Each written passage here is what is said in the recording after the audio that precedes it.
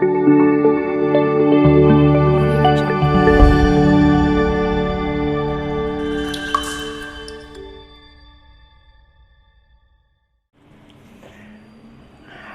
ketemu lagi di Jalur Hati, omongin aja biar kamu plong. Oke, sudah melewati bulan Ramadan buat teman-teman. Selamat menjadi pribadi yang lebih baik lagi. Oke, kita balik lagi di Jalur Hati. Dan bahasan kita masih tetap seputar persahabatan, identitas, jati diri gitu kan.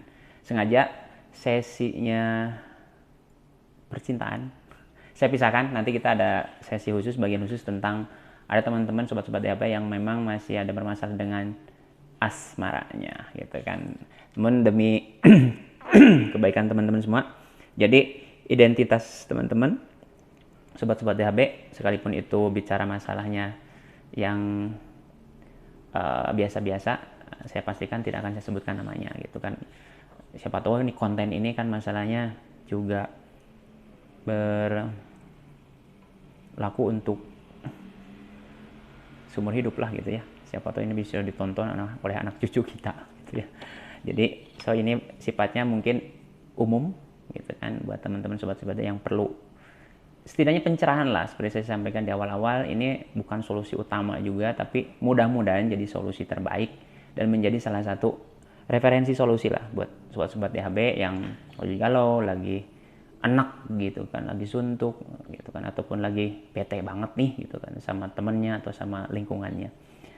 Oke, pertanyaan pertama, terkadang kita itu diremehkan atau bahkan dijatuhkan depan umum. Caranya harus gimana supaya kita bisa mencari apa yang membuat mereka sampai bisa merendahkan kita seperti itu? Caranya harus gimana supaya kita bisa mencari apa yang membuat mereka. Saya kira memang ada sebuah pepatah yang bilang bahwa musuh kita atau musuh kamu misalnya nggak butuh alasan untuk membenci kamu sekalipun prestasi kamu bagus gitu kan. Kamu punya perilaku yang baik. Kalau yang nggak suka ya nggak suka aja. Itu pun berlaku pada orang yang suka sama kamu atau suka sama kita gitu kan. Kalau dianya memang udah suka, sekalipun dia juga nggak butuh alasan untuk menyukai kamu. Kalau sudah suka saja kan gitu. Nah, ini buat kamu yang diremehkan atau dijatuhkan kamu di depan umum, itu jadi vitamin. Pernah saya ngomong kan di konten-konten sebelumnya bahwa kita berubah itu bisa jadi oleh dua hal gitu, atau salah satu dari dua hal ini, atau oleh karena dua-duanya. Misalnya satu, karena otak kita terbuka, atau kedua, karena hati kita terluka. Nah, itu pilih yang mana aja. Apakah kita memang mengambil sebuah hikmah dari situ, jadi hatinya dibuat terluka dulu, baru pikirannya terbuka. Nah, jadikan itu sebuah vitamin dan pengingat bahwa kita harus sukses. Ketika kita disepelekan, dicampakkan, disudutkan, apapun itulah yang sifatnya merendahkan, kita tinggal jawab dengan bukti dan prestasi serta pencapaian. Capek kalau kita memang fokus pada penilaian orang, ingin dianggap baik, dianggap hebat, dianggap sukses, dianggap keren gitu kan. Susah. Karena juga kata kuncinya sederhana, kita nggak bisa ngontrol, nggak bisa minta sama orang untuk suka sama kita atau untuk setuju dengan pendapat kita. Semua orang punya karakternya masing-masing, backgroundnya masing-masing, basic lingkungannya, pengetahuannya, kemudian input dari pengajaran perilakunya. Jadi buat kamu sobat DHB yang merasa dicampakkan, diejek, dipojokkan, bahkan di depan umum, jadikan itu vitamin buat kamu untuk membuktikan pada yang ngejek kamu, menjatuhkan kamu, kelak kamu akan sukses gitu kan. Kalau kita sekarang misalnya ikut-ikutan ngejek dia, itu nggak akan selesai, malah makan jadi masalah baru, jadi berantem gitu kan, jadi saling ya nggak inilah, jadi nggak produktif gitu ya. Dan kita kayak ngobrol sama kayak ngobrol sama orang gila. Jadi kalau misalnya kita ngobrol sama orang gila, ya kita kebawa gila gitu ya. Kayak orang gila lah, seperti kurang lebih sederhananya seperti itu gitu kan. Kita coba yang lebih simpel agar kita dapat dicerna lah gitu ya. Mudah-mudahan ini bermanfaat. Pertanyaan berikutnya, bagaimana kita harus menguatkan diri ketika hidup kita sedang dilanda soal keuangan? Terkadang saya sudah menemukan solusinya. Oke, yang namanya sekarang masalah keuangan, apalagi saat sekarang ini, saya kira juga ini problem bukan hanya di kamu. Kemudian juga kita melihat, oh orang itu kaya naik mobil, belum tentu. Utangnya mungkin lebih besar daripada asetnya gitu kan. Jadi kalau dikonversi, dia menjadi orang paling miskin, bahkan menjadi minus kan gitu. Nah, gimana caranya sih? Saya sempat bicara juga di konten sebelumnya bahwa untuk kita bisa nolong orang tua dari keuangannya gitu kan, gini caranya. Pertama, tentunya kita melakukan pengetatan pengeluaran atau ngirit gitu ya. Jadi kita akan mengeluarkan uang kalau hanya pada hal-hal yang sangat urgent dan penting. Jadi kalau kita nggak beli itu, nggak melakukan itu, nggak bayar itu berpengaruh deh. Itu satu.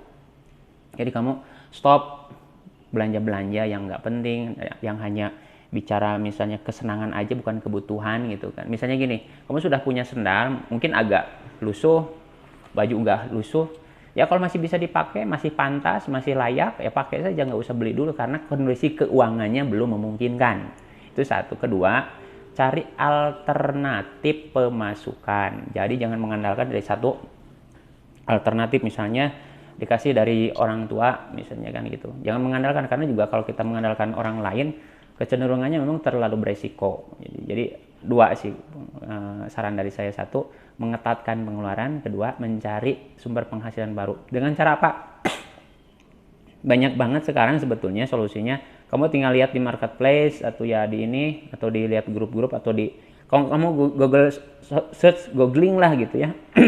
Peluang usaha, kamu bisa jadi reseller gitu kan. Jadi jualin barang orang.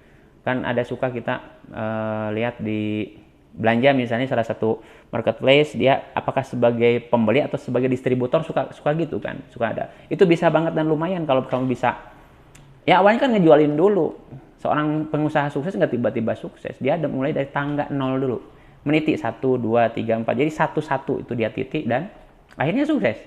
Dan ketahuilah, kamu sedang dididik untuk jadi orang yang sukses gitu. So jadi jangan patah hati, jangan patah semangat lah gitu ya. Tetap berjuang, tetap semangat, dan paling utama adalah berdoa. Pertanyaan selanjutnya, saya mempunyai banyak teman tapi ada satu teman yang menurut saya memang benar-benar teman atau sahabat. Ketika saya dijauhi oleh banyak teman karena satu kesalahan saya, dia tidak pernah menjauhi diri saya, malahan dia lebih dekat, lebih mendekat ke saya, memeluk saya dengan memberi nasihat jika memang saya salah, memberi saya dekapan yang sangat tulus.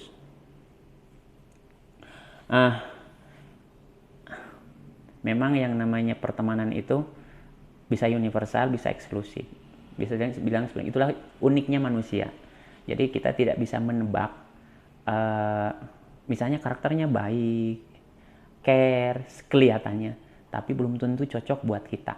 Ada yang kelihatannya cuek, dingin, malas, atau misalnya kelihatannya nggak pernah nggak loma lah, nggak rame, tapi ketika dia benar-benar sahabat yang sejati tadi, membela, ada ketika dibutuhkan, ada ketika jadi dia tidak hanya memanfaatkan, dan itu memang harus dijalani. Kamu akan menemukan orang-orang yang seperti itu, tapi juga akan menemukan orang-orang yang bertolak belakang dengan karakter seperti itu. Ada yang cuek, ada yang hanya memanfaatin kamu saja. Ya kamu bersyukur punya teman yang solid banget. Kemudian gimana sikapnya dengan grup kelompok kamu? Ya kamu biasa aja, nggak usah jadi menjauhi karena dia udah soulmate. Jadi karena kalau pertemanan terlalu eksklusif itu bahaya juga, karena ingat kita besar, berkembang, dikenal, kemudian kita bisa sukses itu karena dukungan banyak orang, bukan satu orang. Jadi kamu tetap butuh orang lain. Terlepas ada yang sangat dekat dengan kamu, ya itu tadi, memang kamu butuh itu gitu. Kalau misalnya kita dekat dengan semua, terlalu dekat dengan semua orang, itu jadi arisan dong, jadi arisan curhat gitu ya. Jadi kita memang ada lah secara alamiah seperti itu, kita memang butuh. Itulah maka kayak pasangan hidup atau kan selalu berpasang-pasang, hidup itu dipasang-pasangkan kan gitu. Jadi buat kamu senang, berbanggalah mempunyai teman yang solid banget, belain kamu banget, tapi juga kamu jangan ninggalin teman kamu yang lain. Itu tetapi kamu mungkin persahabatan yang ini, dan tentunya kamu bisa memilih dan memilah mana yang bisa disampaikan di teman banyak, mana yang disampaikan di depan dia gitu kan. Dan tetap jadi diri kamu sendiri. Meskipun kamu sudah punya soulmate yang begitu ini, kamu nggak bisa semuanya tergantung sama dia, semuanya diceritain sama dia. Ada kalanya kita butuh untuk bisa diem, kemudian hanya kita yang hanya kita saja yang ingin menyelesaikan masalahnya, nggak usah dengan orang lain. Karena terkadang kamu bisa siap-siap kalau terlalu dekat bisa kecewa loh. Nanti teman kamu yang dekat soulmate itu misalnya kerjaannya beda, berkeluarga, dia kan punya prioritas lagi. Nanti tiba-tiba kamu jadi kecewa lagi. Jadi so normal aja, buat lebih normal maksudnya, jangan terlalu tergantung. Selanjutnya saya mempunyai teman yang datang ke saya waktu ketika dia butuh saja. Ketika seperti kalau ada apa-apa tugas atau apa waktu butuh dia ke saya. Tapi pas waktu saya butuh lagi kepepet minta bantuannya, dia selalu alasan dan menuntut saya, alasannya tidak masuk akal. Berkaitan dengan pertanyaan sebelumnya gitu. Yang solid banget, ada yang manfaatin kamu aja. Itulah kamu harus jadi diri kamu. Nggak bisa andelin orang lain. Itu tadi kan ada yang dia belain banget, ada juga yang manfaatin kamu aja gitu. Kita harus gimana? Jadi diri kamu saja.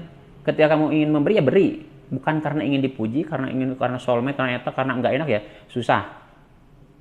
Gitu. Even misalnya memang dia dekat ya dekat, kasih kepada orang yang paling dekat, itu real saja. Bukan karena misalnya hal-hal yang lain, karena kamu kalau sesuatu yang serba terlalu itu siap-siap sakit hatinya pun terlalu gitu ya. Jadi buat kamu sekarang ada merasa teman yang dimanfaatin, ya udah kalau kamu bisa bantu saja. Jangan merasa kamu mah ada butuhnya aja, ya nggak akan menyelesaikan masalah. Kamu ingat loh, teman kamu yang kamu anggap itu manfaatin kamu, dia punya banyak teman juga yang tentunya belain dia juga. Jangan memperkeruh masalah, jangan melebarkan permusuhan lah kan gitu ya, ketidaknyamanan. Jadi kalau bisa bantu, kalau enggak ya enggak aja. Dan kemudian selanjutnya ketika kamu punya masalah, kamu sudah tahu, kamu harus nanya kemana, lari kemana, dan bicara ke siapa. Tentunya bukan ke dia. Karena tadi kamu bilang bahwa dia akan selalu banyak alasan. Jadi nikmati hidup kamu, jalani apa yang kamu bisa lakukan. Gitu. Oke, pertanyaan terakhir di sesi ini tentunya ya. Gak bisa move on dari mantan, kenapa ya? Gak bisa move on dari mantan karena kamu mikirin terus dia. Ini percintaan dimasuk ya gitu ya. Gak kesaring. Nah, nggak bisa move on karena kamu mikirin dia terus ya susah. Terus kemudian itu saling pertama. Kedua, kamu belum menemukan pengganti dia yang lebih dari dia. Kayak misalnya gini, kamu punya pacar mantan yang perhatian banget, perhatian lah jangan banget, perhatian gitu. Kemudian care, kemudian ya bla bla bla gitu ya. Kemudian kamu putus, pasti patah hati dong, pasti sedih.